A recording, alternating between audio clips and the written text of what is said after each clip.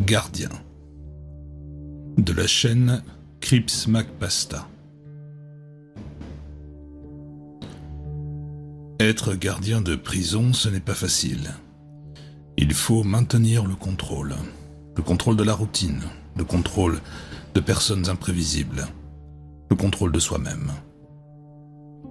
Dans une prison normale, il y a déjà tellement de facteurs à prendre en compte, les affiliations à des gangs, la contrebande, les bagarres et parfois les tentatives d'évasion. Beaucoup pensent que ce métier repose sur la force, sur le contrôle par la puissance brute. Et oui, peut-être que dans certaines prisons, ça peut marcher.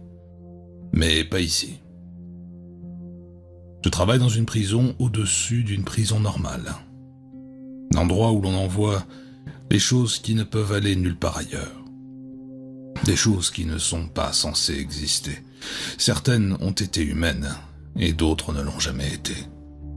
Et pour certaines, personne ne sait vraiment ce qu'elles sont. Les scientifiques essaient de les étudier, l'administration essaye de les classer, mais au final on fait tous la même chose. On les enferme, et on espère que ça suffira. Mon travail, c'est de m'assurer que la voûte reste fermée, et je fais cela en suivant une routine stricte, en respectant les directives à la lettre. Quand on commence ici, il y a un détenu qui est assigné à chaque nouvelle recrue, le phaseur. En jetant un œil dans sa cellule, on voit un homme dans la quarantaine, parfaitement ordinaire. Mais régulièrement, il émet un éclair de lumière et disparaît pour réapparaître dans une autre section de sa cellule. Il a été arrêté pour avoir joué avec une technologie de téléportation, et vu que cette technologie n'est utilisée nulle part ailleurs dans cette installation, j'imagine qu'elle est encore loin d'être au point. Il est un rappel constant des conséquences de trop s'aventurer dans l'inconnu. Ce serait presque relaxant à observer, s'il n'y avait pas ces cris horribles pendant et après chaque clignement.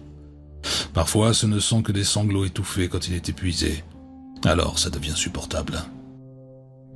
D'autres fois, il a de la chance et ne cligne pas pendant plusieurs heures, voire toute une journée. Mais certains jours sont pires, des jours où ça ne veut pas s'arrêter. Avec son imprévisibilité et son instabilité, il lui arrive parfois de disparaître. La cellule vide déclenche une alerte si son absence dure trop longtemps, et quelqu'un est alors envoyé pour enquêter. Mais il ne quitte jamais vraiment la cellule. Pas une seule fois il ne s'est téléporté hors de cette pièce, encore moins hors du complexe. Quoi qu'ils aient mis dans les murs, ça fonctionne. Mais ce qui compte, c'est notre réaction. Quand j'ai été alerté, j'ai attendu à l'extérieur, observé, noté toute anomalie, jusqu'à ce qu'ils reviennent. Mais certains nouveaux, trop zélés à l'intérieur, armés et prêts. Les plus chanceux reçoivent la frayeur de leur vie quand il réapparaît d'un coup dans un éclair, en les faisant sursauter. Où que le phaser aille, ce qu'il voit doit être atroce. J'aurais pu croire qu'il ne faisait que sauter dans le temps, apparaissant plus tard pour nous. Mais son regard, après un clignement prolongé, raconte 1000 histoires qu'il ne partagera jamais. Le pire, c'est quand un garde se trouve là où il réapparaît. Sans exception, le contact avec lui, même effleurer son bras au moment exact de son retour, se solde toujours de la même façon. Le garde explose en un nuage de brume rouge. Comme il est impossible d'envoyer une équipe de nettoyage dans sa cellule, c'est au phaseur de nettoyer. Avec du recul, tout cela semble être un test. Un test pour voir si un garde est prêt à affronter les bizarreries enfermées ici. Un test décisif pour les recrues. Être trop passif peut être fatal, trop proactif également. Et parfois même un juste milieu est dangereux. Chaque jour, on est jugé sur nos capacités à prendre des décisions en une fraction de seconde. Le phaser n'est qu'un des nombreux prisonniers, dangereux par circonstance. Un effet secondaire de s'être trop approché de ceux qui ne devaient pas être explorés et qui en payent éternellement le prix. Cependant, certains prisonniers sont dangereux par choix. Dans la société, on entend parler de personnes qui repoussent les limites, des archers capables de fendre leurs propres flèches, des haltérophiles soulevant l'équivalent de véhicules. Mais imaginez quelqu'un qui irait encore plus loin. Le prisonnier X a tout un protocole. Pour simplifier, il a transformé son corps en arme vivante. Chimique, biologique, technologique et mentale. Il a tout exploré dans les extrêmes pour devenir la personne la plus dangereuse sur Terre. Les scientifiques ont réussi à retirer une grande partie de ses armes internes, mais certaines modifications sont irréversibles. Sa peau est incassable, durcie par des moyens que les chercheurs n'ont pas encore compris, ce qui le rend insensible au taser et au feu, nos méthodes habituelles de neutralisation. Alors on doit régulièrement forer un petit trou dans son cou, ce qui n'est pas facile vu l'épaisseur de sa peau, pour lui poser un collier avec une seringue renforcée remplie de sédatifs puissants, capable d'endormir un éléphant. Et pourtant, il faut encore des hommes pour l'escorter. Dire qu'il est réfractaire à l'autorité serait un euphémisme. Une fois, il a tenté une évasion. Il a attendu le moment précis où sa peau était assez endurcie pour repousser l'aiguille. Il a esquivé l'injection, baissé la tête et foncé dans un mur pour en modifier l'angle. Il a fallu presque 3 escouades complètes pour l'arrêter, et il y a eu de nombreuses pertes. Et pourtant, même les bras éternellement liés restent capables de tuer de bien des manières. Heureusement, j'étais de l'autre côté du complexe ce jour-là, mais depuis sa sécurité a été renforcée et on fore son cou plus souvent.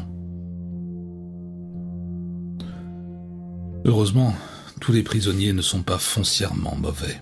Certains sont ici simplement parce qu'ils ont vu trop grand. Un homme, par exemple, vit dans une cellule à sécurité minimale, avec quelques commodités, ce qui est déjà beaucoup comparé aux conditions de vie des autres.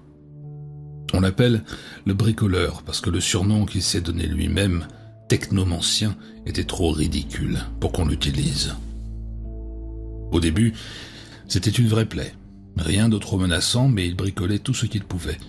Les gardes retrouvaient leur radio disparue de leur ceinture pour ensuite entendre un étrange signal brouillait toutes les transmissions.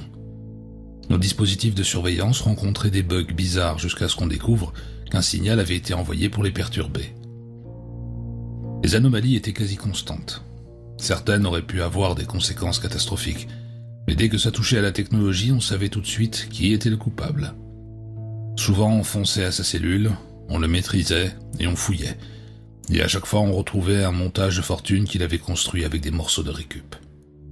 On détruisait tout, tandis qu'il pouffait entre 2 grognements maintenus au sol par un garde. Mais quelque chose nous avait frappé. Quand il bidouillait ses appareils, il restait bien sagement dans sa cellule. Et ça, c'était une aubaine. Alors on a eu une idée. Périodiquement, on lui apportait une technologie cassée. Un ordinateur portable, une tablette, un téléphone. Évidemment, on retirait tout ce qui pouvait poser problème, les pièces permettant un accès à Internet ou tout simplement le processeur. On lui donnait l'appareil sous prétexte qu'on voulait le faire réparer, et lui bricolait dessus pendant des jours, parfois des semaines. Une fois terminé, on fouillait sa cellule pour récupérer les pièces qu'il aurait pu cacher et qu'on détruisait sans qu'il le sache. Un jour, on a redémarré un ordinateur qui nous avait réparé après y avoir remis le processeur et la batterie. Et c'était une machine complètement différente. Des fonctions qu'on ne pouvait même pas comprendre. Le fruit d'un esprit fou de technologie. Mais on a continué cette routine, parce que ça le contentait. Ce genre d'arrangement n'apparaît nulle part dans les rapports officiels. Les gardiens se débrouillent souvent par observation empirique, inventant des méthodes de fortune pour rendre nos vies plus faciles. Cependant, un garde n'a pas eu le mémo complet. Il voyait le bricoleur comme le gars qui répare les trucs, et il lui a apporté son téléphone qui ne s'allumait plus. Malgré le fait que l'installation soit enterrée profondément, protégée contre toute émission extérieure grâce à une technologie de brouillage avancée, en quelques heures, un code nucléaire a été transmis, et il a failli activer plusieurs missiles. Une alerte nucléaire a même été envoyée à Hawaï, ce qui officiellement a été rapporté comme une fausse alerte. Mais en réalité, nous étions à 2 doigts d'un désastre. Le garde a été rapidement écarté, et le bricoleur a été privé de technologie pendant des mois. Mais ça ne l'a pas rendu malheureux. Chaque fois qu'on allait le voir, il riait encore, repensant à ce qu'il avait fait. Ça l'a maintenu occupé jusqu'à ce qu'on l'autorise à nouveau à réparer des appareils, avec beaucoup plus de restrictions cette fois. Il y a un prisonnier, cela dit, pour lequel j'aime bien être de garde. Il ne pose aucun problème, Pas d'entretien, pas d'intervention. Il suffit de le réveiller, de noter les anomalies qui n'existent jamais. C'est parce qu'il est figé dans un état de stase perpétuelle. L'histoire raconte qu'un étrange signal a été détecté dans le sous-sol d'un immeuble résidentiel. Quand une équipe a été envoyée sur place, ils l'ont trouvé dans cet état, figé dans le temps. Autour de lui, une série de machines étranges, des ordinateurs reliés dans une configuration complexe et un appareil massif en grande partie détruit. Impossible de l'interroger ou d'en tirer quoi que ce soit. L'enquête s'est donc concentrée sur la reconstitution de ce qui s'était passé. Et ce qu'ils ont découvert est l'un des récits les plus étranges que j'ai jamais entendus. Grâce aux journaux de son ordinateur, ils ont découvert qu'il avait trouvé le tout premier moyen fonctionnel de voyager dans le temps. Illégal au plus haut point. Nous avons plusieurs détenus ici pour avoir ne serait-ce que tenté d'entamer ce genre de projet. Mais lui aurait réussi. Il aurait percé le code et construit la machine hasardeuse dont les morceaux l'entouraient encore. Mais c'est ce qu'il a fait de cette machine qui est le plus fou. Il ne l'a pas utilisée pour devenir riche, corriger une erreur de sa vie ou changer le cours de l'histoire, rencontrer une figure historique ou même voir les dinosaures. Non. Il est retourné dans le passé pour tuer son propre grand-père. Ce type était obsédé par le paradoxe du grand-père. Il est étrange de voir à quel point le génie peut côtoyer la folie la plus pure. On sait tout cela grâce aux journaux de son ordinateur. Il y détaillait son plan et la cible, un certain Charles Vernon. On a consulté les archives. Charles Vernon est bien mort à la fin des années 40. Aucune trace d'enfant. Ce qui veut dire que s'il était réellement son grand-père, alors il l'a bel et bien tué et empêché un de ses parents de naître, faisant de lui un paradoxe. Et pourtant, il n'a pas disparu. Malgré tout ce qu'on a pu trouver, il reste encore tellement de zones d'ombre. On ignore si l'état dans lequel il se trouve est causé par le paradoxe, un effet secondaire du voyage dans le temps ou une conséquence volontaire après avoir obtenu les réponses qu'il cherchait. On ne sait pas non plus ce qu'est devenu la machine. Était-ce un appareil à usage unique? Ou bien l'a-t-il détruite délibérément pour qu'elle ne soit jamais utilisée à nouveau? Quoi qu'il en soit, on travaille d'arrache-pied pour le libérer. Il a beaucoup étudié et des tests sont constamment menés pour savoir s'il est possible d'inverser son état. Car dans tous les journaux, rien n'indique comment il a construit la machine. Les scientifiques espèrent le décongeler, lui arracher cette information d'une manière ou d'une autre. La science me dépasse. Mais parfois, j'imagine ce qui aurait pu être fait si quelqu'un avait réellement remonté le temps avec de grandes ambitions. Et puis je pense à l'inverse, à quelqu'un remontant le temps avec de mauvaises intentions. Et peut-être que c'est pour ça qu'il n'a jamais noté comment il avait construit la machine, ou pourquoi il l'a détruite. Beaucoup des tâches sont réparties entre différentes équipes. Cela signifie que les responsabilités que j'ai mentionnées, celles qui font partie de ma rotation, peuvent apparaître très rarement, voire jamais, pour d'autres escouades. On ne sait pas vraiment comment les critères sont établis. Peut-être un système interne basé sur le niveau de menace ou sur la compétence collective du groupe.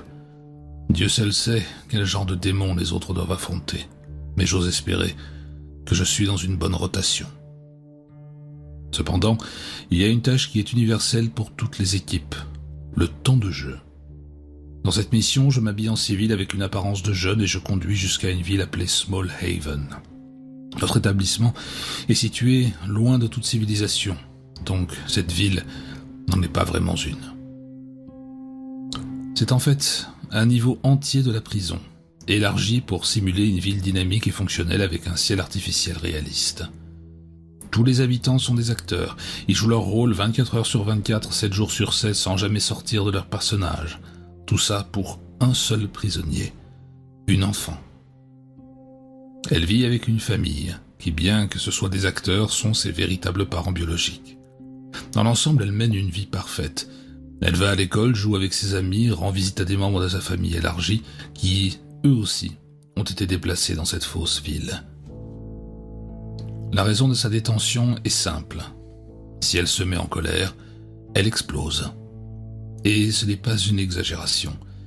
Elle renferme en elle assez d'énergie pour raser des pays entiers, au pluriel. C'est une explosion trop puissante pour être contenue ou isolée, mais si elle était déclenchée à distance, en plein milieu du plus grand océan, les tsunamis ravageraient plusieurs continents dans toutes les directions. On ne peut même pas la faire sortir de l'atmosphère terrestre. Le stress accumulé suffirait à la faire exploser avant même d'avoir quitté la stratosphère. Alors, elle est bloquée ici, sous le prétexte d'avoir déménagé dans une jolie petite ville pour commencer une nouvelle vie. Des plans de contingence ont été mis en place pour s'assurer qu'elle ne quitte jamais les limites de la ville. Les bords extérieurs de Small Haven sont composés d'usines désaffectées ou de ghettos délabrés. Tout est conçu psychologiquement pour qu'elle ne veuille pas y aller, même si désaffecté n'est sans doute pas le bon terme, vu le nombre de tireurs d'élite postés en permanence armés de tranquillisants longue portée. Même les habitants des ghettos sont en réalité des miliciens formés à l'apparence effrayante, destinés à la dissuader d'errer hors des limites.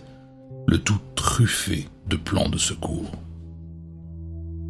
Un jour, elle a failli s'approcher trop près de la frontière extérieure, alors qu'aucun agent ne l'accompagnait. Il a été confirmé qu'elle ne tentait pas de fuir, mais la procédure de sécurité a été déclenchée. Elle a été rapidement endormie, et quand ses parents l'ont retrouvée, ils lui ont dit qu'elle s'était endormie après avoir trop marché. Heureusement, elle les a crus. Et depuis, il n'y a eu aucun incident. Elle n'a aucune idée de ce qui se passe réellement. Et quand j'ai été assigné à la mission Temps de jeu, c'était à moi de m'assurer que ça reste ainsi. Comment cette tâche fonctionne est un peu complexe, vu à quel point la ville est coupée du reste du monde. Faire circuler les informations vers et depuis Small Haven est difficile. De temps en temps, un garde doit jouer un rôle dans la ville pour faire un rapport. Parfois, on se fait passer pour un conseiller scolaire venu de l'extérieur pour évaluer les élèves. Parfois, on joue le rôle d'un voyageur coincé quelques jours à cause de sa voiture. Voir de nouveaux visages aide à maintenir l'illusion que la ville est réelle et qu'elle n'est pas isolée du monde. Mais ma mission, elle, était différente. C'était le premier séjour de longue durée jamais organisé et j'ai eu la chance d'être choisi. Même si je travaille dans une installation où les gardes sont physiquement éprouvés chaque jour, où certains sont couverts de cicatrices horribles, j'ai moi été relativement épargné. Je fais le strict minimum et je m'en sors. J'imagine que c'est à cause de ça. J'ai une sacrée tête de bébé. Ce n'est jamais vraiment un problème. Mais ici, ils l'ont clairement remarqué et ça a déterminé ma mission. J'ai été envoyé là-bas comme nouvel élève au lycée pour terminer la fin de l'année scolaire. On m'a donné un programme strict, me raser régulièrement, m'assurer d'avoir l'air crédible, car seul, je pourrais passer pour un peu plus vieux. Mais parmi les élèves, je me fondais suffisamment dans la masse. Les départements scolaires étaient mélangés de l'école primaire au lycée, en sections bien définies. Donc, même si nous étions dans des classes très différentes, je pouvais observer la détenue à l'occasion, en cours. On m'avait précisé que je ne devais pas participer aux leçons, sauf si elle me regardait, ce qui n'est jamais arrivé. J'ai donc utilisé ce temps pour prendre des notes détaillées sur tout ce que j'observais. J'ai appris qu'elle s'appelait Emily, qu'elle se débrouillait plutôt bien à l'école. Mais un événement était prévu, et comme j'étais nouveau en ville, les parents d'Emily m'ont invité à dîner, pour entretenir l'illusion d'une ville accueillante. J'étais accompagné d'une actrice jouant le rôle de ma mère. Je lui ai remis l'enveloppe contenant notre scénario. Nous l'avons étudié ensemble pendant des heures pour que tout colle parfaitement. Elle jouait une mère célibataire. J'avais vécu avec mon père pendant la majorité de ma vie, mais j'avais décidé de renouer avec ma mère et de vivre un peu de temps avec elle. Une histoire crédible et assez banale pour qu'on n'y trouve pas de faille. Nous avons répété chaque ligne, ajouté des détails pour pouvoir nous accorder si les questions imprévues surgissaient. Le repas s'est bien passé. Sous couvert d'une rencontre conviviale, nous avons pu observer leur dynamique familiale dans un contexte public. J'ai noté à quel point tout semblait stable. Mais à la surprise des parents d'Emily, ma mère les a invités à prendre un verre dans une autre pièce, une activité réservée aux adultes. Ce qui a laissé Emily et moi seuls. Enfin, seuls. C'était la première fois qu'on pouvait l'observer sans que les parents ne soient là. C'est une chose que nous avions toujours eu du mal à organiser, car laisser une enfant seule avec un inconnu adulte n'était jamais facile. Mais comme j'étais perçu comme un jeune moi aussi, j'avais pour mission d'extraire toute information utile durant cette fenêtre de temps précieuse. La conversation a commencé lentement. On a repris les classiques, mais cette fois d'une façon plus personnelle. Je lui ai demandé ce qu'elle pensait vraiment de sa vie ici, de l'école et de ses parents. Et elle s'est ouverte, bien plus qu'à table. Et tout était plutôt positif. Le projet Small Haven fonctionnait encore parfaitement. Mais au bout d'un moment, Emily s'est tue. Un long silence, son regard perdu dans la contemplation. Plutôt que de forcer, j'ai laissé le silence s'installer. J'ai laissé les codes sociaux faire leur travail, l'inviter à continuer d'elle-même. Et elle l'a fait. Mais pas du tout comme je l'avais imaginé. Au lieu de poser une question ou de faire une remarque banale, elle a balancé quelque chose qui m'a frappé en pleine figure. « Je sais que tout ça n'est pas réel », a-t-elle dit simplement. Si j'avais eu un verre en main, je l'aurais recraché. « Hein ? Qu'est-ce que tu veux dire ?» Jusqu'ici, j'étais resté parfaitement calme, maître de la situation, suivant mes instructions à la lettre. Mais là, on sortait totalement du script. Alors, paniqué, j'ai lancé une question, en espérant recentrer la conversation. « C'est une simulation, non ? Cette ville, tout ça, c'est un décor. » Je me suis figé. Mon premier réflexe a été de vouloir la faire douter, de la faire passer pour folle, de tout nier. Mais elle avait complètement raison. Un déclic s'est produit dans ma tête. Si j'essayais de la contredire, elle pourrait se braquer, et ce malaise pourrait devenir de la frustration, et cette frustration pourrait devenir de la colère. Et ça, on m'avait répété encore et encore que je ne devais jamais le provoquer. Alors au lieu de nier, j'ai posé une question. « Pourquoi tu crois ça ?» Je sens qu'il y a quelque chose en moi. Quelque chose que je ne comprends pas, que personne ne comprend. Un frisson m'a parcouru la colonne. Elle ne devait jamais savoir pour sa condition. Les théories disaient que le simple fait d'en prendre conscience pourrait la faire exploser. Comme devoir penser consciemment à chaque respiration. Elle a continué malgré mon silence. Je sais que tout le monde joue un rôle, qu'ils font semblant d'être des habitants de cette ville, même mes parents. Ce sont mes parents, je le sais, mais ils jouent un rôle. Tout le monde le fait. C'était dangereux. Et à chaque mot qu'elle prononçait, la situation empirait. Elle savait trop de choses, et dans sa voix il n'y avait aucun doute, aucune hésitation. On ne pouvait pas revenir en arrière, alors plutôt que de nier, j'ai cherché la réponse que je voulais vraiment entendre. Comment tu sais tout ça ? Ce n'était pas un piège, pas une tentative de retourner la situation. Je devais savoir. Est-ce que quelqu'un lui avait parlé ? S'était-elle échappée sans qu'on le sache ? Cette information était cruciale. Ce qu'il y a en moi, cette énergie, elle a changé. Au début, j'entendais un bourdonnement. Mes parents croyaient que j'étais malade. Ils m'ont retiré de l'école pendant un moment. Mais ensuite, le bourdonnement s'est transformé en mots. Sauf que il ne venait pas de la bouche des gens, il venait de leur tête. Mon cœur s'est arrêté. Tous les espoirs de reprendre le contrôle de cette conversation se sont envolés.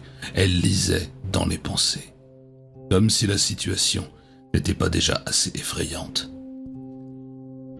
Je voulais lui poser 1000 questions, mais mon esprit était dans un chaos total. Je ne savais même pas par où commencer. Mais elle a deviné tout ce que je pensais. Bien sûr qu'elle l'avait deviné. Et elle a répondu avant même que je puisse dire un mot. « T'en fais pas. Ça me dérange pas. » J'ai toussé pour me reprendre. « Comment ça ? Comment ça ne te dérange pas ?» J'avais besoin de l'entendre. « Cette vie ne me dérange pas. Mes parents sont ici, ma famille est ici. Ils m'aiment. Je le sais, ça au moins ce n'est pas un mensonge. Ils font tout ça pour me protéger, alors ça ne me dérange pas, » a-t-elle dit, d'un ton calme, presque résigné. Je me suis détendu. Elle avait tout accepté. Et maintenant que tout était sur la table, on a juste discuté, comme deux êtres humains. Quelque chose qu'elle n'avait sans doute pas connu depuis très longtemps. Juste avant que ses parents ne reviennent, elle m'a demandé de ne rien dire à personne sur cette conversation. Et bien entendu, j'ai accepté. De toute façon, elle saurait si je mentais. Depuis, je suis devenu le premier volontaire récurrent pour les missions de temps de jeu. L'histoire a évolué. J'ai renoué avec ma mère et je vis en garde partagée. Mon actrice de mère est désormais une amie proche des parents d'Emily, ce qui nous donne une excuse pour leur rendre visite à chaque fois que je viens en ville. Emily et moi avons tissé un lien précieux pour la prison. Le temps de jeu m'offre un répit face au chaos quotidien de la prison. Mais je reste toujours occupé. Dernièrement, j'ai été affecté à la tâche de ravitaillement. Le prisonnier, l'homme dans le couloir. Sa cellule est simple. Aucune structure spéciale n'est visible pour le retenir, du moins pas à première vue. Malgré son étrangeté, il ne quitte jamais sa cellule, même si parfois on peut venir à en douter. Aucun membre de mon équipe ne l'a jamais vu complètement. Chaque fois que nous visitions sa cellule, il y avait un nouveau trou. Parfois dans le mur, parfois au plafond. Parfois au sol. L'emplacement était toujours aléatoire.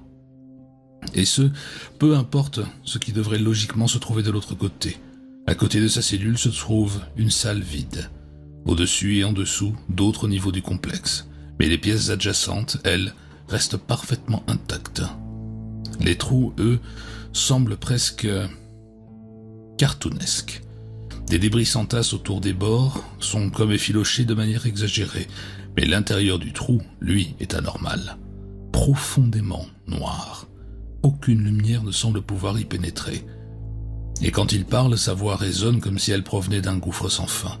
Plus profond que ceux qui devraient être physiquement possibles. Ce sont plus des portails dimensionnels que de simples trous, et chaque fois qu'un nouveau apparaît, l'ancien a disparu. Pas même une éraflure ne reste. La seule certitude que nous avons qu'il est encore là, c'est sa voix. Il nous parle quand on lui apporte sa nourriture, mais les consignes sont claires. On la laisse au sol et on s'en va. Des études ont été menées pour comprendre ce que sont réellement ces trous. Des objets, des caméras, même des humains ont été envoyés à l'intérieur. Mais rien ne revient, jamais. S'ils sont reliés à une corde de sécurité, elle est tranchée nette à l'entrée et perdue pour toujours. Pour l'instant, il s'agit donc uniquement d'un travail de gestion et d'observation. Une fois, on a cru qu'il s'était échappé. Une inspection de routine devait avoir lieu avec livraison de repas. Mais cette fois-là, il n'y avait aucun trou. L'alerte a été donnée et une équipe de secours était en route. Mais le garde, seul, a entendu des rires étouffés venant de derrière lui. Il s'est retourné et a vu la serrure de la porte se déformer, ses bords comme frangés, comme un tout petit trou. Des petits rires s'échappaient de cette minuscule obscurité. Dieu seul sait comment les équipes extérieures parviennent à gérer ces individus hors de tout cadre. Ils sont soit d'une élite hyper entraînée, soit bardés de technologies capables de raser une civilisation entière. Quoi qu'il en soit, ils obtiennent les résultats. Mais il y a un prisonnier qui fait exception. Frank. Car, au lieu d'avoir été capturé, Frank s'est rendu de lui-même. On ignore toujours d'où il vient réellement. Chaque fois qu'on lui pose la question, il donne une réponse différente, toujours sur un ton sarcastique. Les théories abondent. Certaines sont basiques, origine extraterrestre, mutation génétique rare, lui conférant des pouvoirs divins. La plus intrigante à mes yeux est qu'il vient d'une dimension supérieure, une 4e, voire une 5e. Quoi qu'il en soit, ce qu'il peut faire dépasse l'entendement. Téléportation, vol, combustion spontanée, si vous pouvez le nommer, il peut probablement le faire. C'est pour cela qu'il est logé dans une cellule, mais rien ne peut vraiment le retenir. Croyez-moi, on a tout essayé. Alors, il erre dans le complexe, à la recherche de quelque chose à faire. Un jour, un garde a pris le dernier donut. Sans le savoir, Frank avait décidé qu'il le voulait. Maintenant. S'il avait demandé, le garde lui aurait probablement donné, mais Frank n'est pas passé par la case conversation. Il est allé droit à la vengeance, et il a transformé la tête du garde en fleur, plus exactement, en rose. C'est comme ça qu'on a découvert que vivre avec une tête de rose est mortel, même si techniquement on n'a qu'un seul cas documenté. L'examen médical a révélé que ce n'était pas une simple substitution. Les racines de la rose étaient parfaitement fusionnées avec les veines et les artères du cou. Elles descendaient même dans le reste du corps. Alors, pourquoi Frank s'est-il rendu? Sa réponse est la seule chose qu'il ait dite, que je crois. Il s'ennuyait. Et franchement, quoi de plus amusant pour lui que de foutre le bordel dans l'endroit le plus secret et le plus dangereux de la planète. Pour lui, cet endroit est un terrain de jeu, et nous sommes ses jouets. Au début, Frank était ingérable. Ses farces causaient souvent des morts. Quand un prisonnier l'intriguait, il le libérait juste pour voir ce qu'il ferait. Il perturbait nos procédures, juste pour voir nos réactions. Une fois, il a inversé la gravité dans tout le complexe, juste pour voir ce qui se passerait. Je ne sais même pas qui a eu l'idée de la solution, mais cette personne mérite le meilleur dans la vie. Ce qu'on a fait, on l'a embauché, comme garde. Alors non, pas garde au sens hiérarchique, mais on lui a donné un uniforme, un titre et une liste de tâches. Des tâches totalement fictives, des trucs inutiles, genre changer le fluide de clignotant. Et à chaque fois qu'il termine une tâche, on le couvre d'éloges. On a découvert que flatter son ego et lui donner un sentiment d'importance suffisait à le garder occupé. Il est toujours élu employé du mois, même si ce titre n'existe pas vraiment ici. Il a même un bureau, avec une plaque dorée sur la porte. Je suis presque sûr qu'il n'y va jamais. Et chaque mois, on lui donne un gros chèque, avec une prime. Il est toujours content. Il parle de gâter sa famille pendant ses congés. Mais il n'a pas de famille, ici. Et à tout moment, d'un simple claquement de doigts, il pourrait transformer ce complexe en bloc d'or massif. L'argent ne lui sert à rien. Il n'y a même pas de magasin, ici. Mais la comédie fonctionne. Alors, personne n'ose faire éclater la bulle. Et ça nous a sauvés parfois. Il y a certains gardes qui l'apprécient particulièrement. À un moment, il s'est mis à se comporter comme un personnage de sitcom, et il a désigné quelques gardes au hasard pour être ses personnages secondaires. L'amitié était à sens unique, évidemment, mais avec assez d'improvisation, il était satisfait. Un jour, l'un de ses gardes secondaires a eu un problème. Il s'est blessé pendant la capture d'un prisonnier. Le prisonnier allait s'échapper, à un moment où d'habitude, on meurt. Mais Frank est arrivé et a réglé la situation en un instant. À l'heure actuelle, il ne pose plus de problème. Mais j'ai peur qu'un jour il ne se lasse de son rôle et qu'il revienne à ses anciennes habitudes de chaos, ou pire. Beaucoup de prisonniers me terrifient. En fait, dire cela est presque un euphémisme. Chaque jour, nos vies sont en jeu pour les tâches les plus insignifiantes. Mais il y a un prisonnier qui ne me fait pas peur. Il m'inquiète. Quand un prisonnier meurt ici, ce qu'on perd, ce sont des découvertes potentielles. Ils sont enfermés à la fois pour protéger le monde et pour qu'on puisse les étudier, dans l'intérêt du progrès.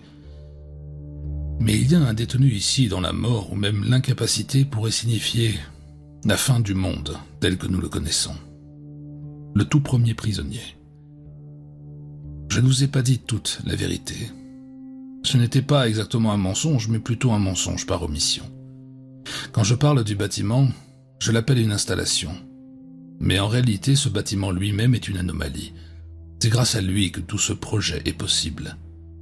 Un bâtiment semi-conscient, totalement autonome. À l'origine, c'était une petite structure, mais ses propriétés anormales ont été découvertes très vite. À chaque fois qu'on le développe, qu'on ajoute une pièce, elle s'intègre consciemment aux autres. C'est comme si chaque pièce se connectait aux autres d'une manière vivante, consciente. Si on veut construire une cellule, il faut l'ériger avec cette intention. Même avec des matériaux simples, la pièce s'adapte à la fonction qu'on souhaite lui donner. Elle devient ce qu'on désire qu'elle soit. C'est difficile à comprendre, et je ne saisis pas tout moi-même. Je paraphrase en me basant sur les bribes de jargon technique qu'on m'a données, mais c'est ainsi que je le conçois. Le cœur de cette structure, si on peut l'appeler ainsi, alimente toute l'installation. Il génère bien plus d'énergie qu'il n'en faut pour alimenter les cellules de confinement et tous les innombrables projets expérimentaux qui s'y déroulent. Tout cela a été gardé secret. Même nous, on ne le savait pas. Jusqu'à ce que les problèmes commencent. Récemment, le béton s'effrite dans les zones les plus reculées du bâtiment. Les portes de cellules ne se ferment plus aussi hermétiquement qu'avant. Heureusement, les prisonniers ne semblent pas encore avoir réalisé à quel point le bâtiment est sous tension. Mais avec suffisamment de force, une évasion devient possible. On a mis en place des contre-mesures, mais elles reposent sur l'intervention humaine. Et ça introduit un facteur d'erreur non négligeable. Chaque fois que j'observe la dégradation, c'est toujours dans les niveaux les plus bas du complexe, ou dans les zones les plus éloignées d'un étage. J'ai une théorie à ce sujet. Le bâtiment est en surcharge. Il est gonflé au-delà de ses capacités. On n'arrête pas de lui ajouter des étages, des salles, des fonctions. et cette structure anormale commence enfin à faiblir. Mais on ne peut pas s'arrêter. Chaque jour, de nouveaux prisonniers arrivent, capturés par l'équipe extérieure, des menaces qu'on ne peut laisser en liberté dans le monde. Et il faut les contenir. Et c'est le seul endroit qui en est capable. La prison a commencé avec une seule anomalie, un seul prisonnier. Mais le jour où son temps viendra à son terme, cela pourrait tout faire s'écrouler.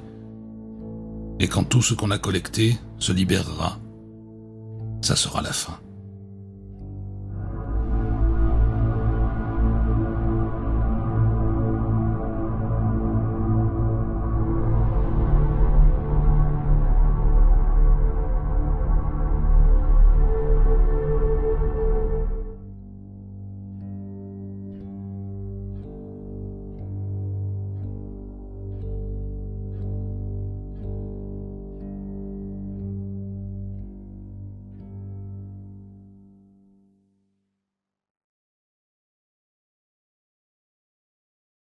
It squeaked and then I died. I don't think that counts as a Well, interaction. but okay, fine. I found a dog, Oh. Yeah, that's pretty good. but I couldn't touch the dog.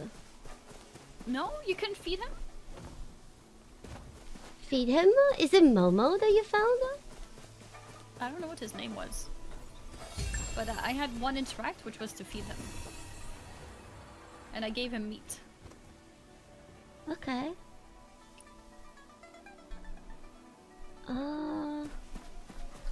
No.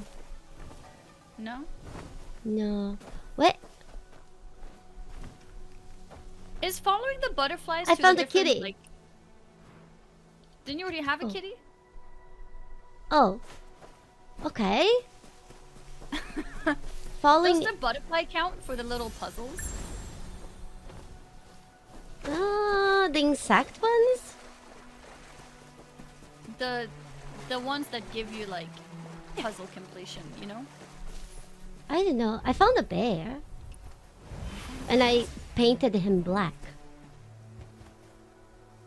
You painted him black? Yep. And he was frozen without that counts. color. Oh, now he's fishing. Oh, he gave me a chest. A fun! I think this counts. I got like 500 I agree. animals. That does count.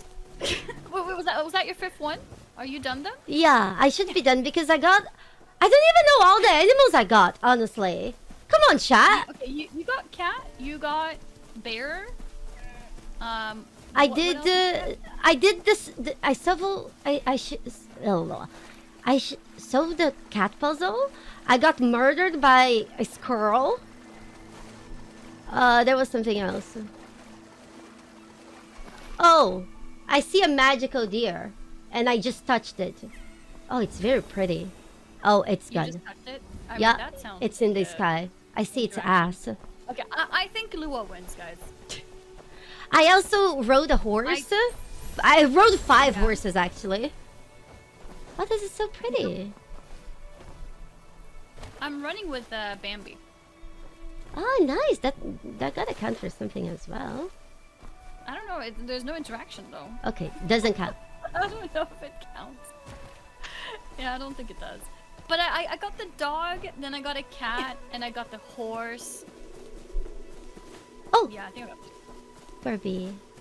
No, yeah, Okay. I don't Well, know. do we... I think we crown you the winner, Lua. Oh my god, I see a goat! I rode a goat! You I'm riding a goat! Oh god, the goat is drowning me! Then you definitely won. Okay. Maybe this was your tactic. How you mean my tactic? I don't mean anything, actually. I had different interactions with animals when I first interacted with you, but then somebody said was like, but I don't think 3 horses won. But there were 3 different horses that I did interact with. So because of 3 semantics. horses doesn't count, though. Well, That- but that is then true. I That is interacted right. with everyone else though. Yes, it's true. You found a goat, you found a bear, and you found yeah, you found. I a even lot of found things. Chat's So mom. Congratulations, Lua. Yoo-hoo! It's official. Congratulations. Bah!